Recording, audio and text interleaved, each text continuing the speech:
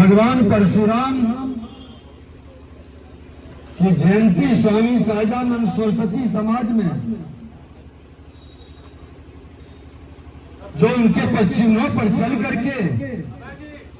व्याप्त असमानता, रूढ़िवादिता और अन्याय के खिलाफ एक सशक्त आवाज बने, यह प्रेरणा भगवान परशुराम से ही मिला था। स्वामी सहजानंद सरस्वती हो या चाणक्य की नीति का दर्शन हो, जब जब धर्म पर आघात होने लगता है, अधर्म का प्रभाव धर्म के पथिक को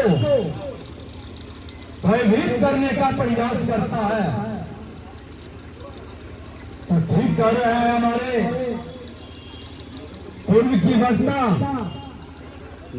धर्म के पथ पर चलने वाला इन अधार्मिकों से डरता नहीं है। धर्म की रक्षा के लिए परशु उठाकर इस धरती को पवित्रता के राह और पथ पर ले जाने के संकल्प को साकार करता है। ये वातावरण भगवान परशुराम एक सात्विक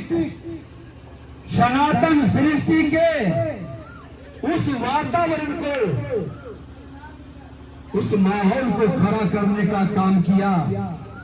और सहस्त्रबाहु जैसा महापापी, अधर्मी, अत्याचारी, व्यभिचारी, भ्रष्टाचारी मानसिकता के लोग जब इस मां भारती के धरती पर जन्म लिया और लोगों को प्रताड़ित करने लगा, लोगों को व्यथित करने लगा, सताने लगा, डराने लगा,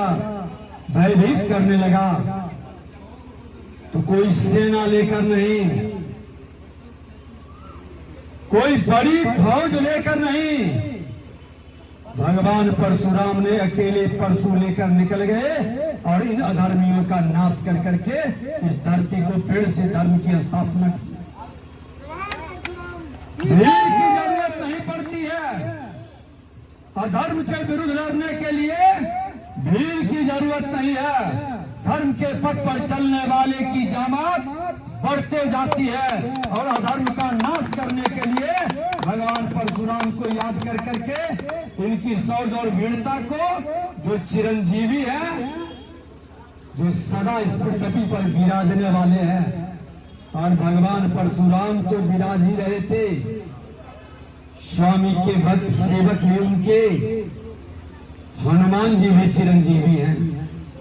और भगवान परशुराम और हनुमान जी दोनों साथ साथ धरती पर विराज रहे हैं। इसलिए अधर्म के पथ पर चलने वाले लोग हमेशा इस बात को ध्यान में रखें कि जहां दो दो महाशक्ति एक साथ विराज रहा है, यह जो वानरी सेना हनुमान के रूप में, मां भारती के संतान के रूप में भारत को वैभवशाली गाथा लिखने के लिए 21वीं सदी का भारत बनाने के लिए देश के प्रधानमंत्री नरेंद्र मोदी जी का जो विकसित भारत, विकसित बिहार के सपना को साकार करने के लिए संकल्पित है, इन दोनों जो चिरंजीवी महापुरुष, एक भगवान विष्णु के अवतार, एक देवों के देव महादेव के अवतार, इन दोनों को स्मरण करके धर्म के पथ पर चलने वाले का और इस धरती पर जो भी निवास करता है उसकी रक्षा का अपना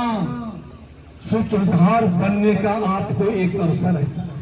हम आग्रह करेंगे कि अत्याचारी के विरुद्ध लड़ने के लिए आपको ये अदृश्य शक्ति भगवान परशुराम और हनुमान जी जो चिरंजीवी के रूप में है,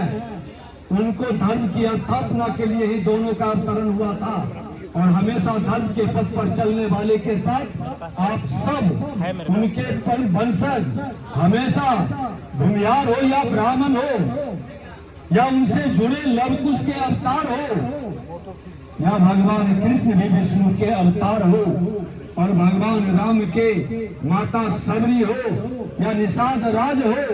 सभी तो भगवान विष्णु के स्वरूप का ही आराधना प्रार्थना करने का, शक्ति के संचार का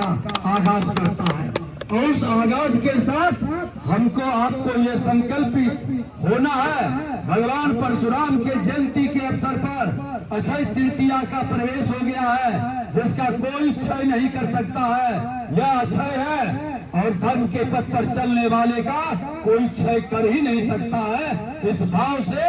मिलकर के कदम बढ़ाना है और ये बिहार के गौरवशाली गाथा को बढ़ाना है। भारत माता की, भारत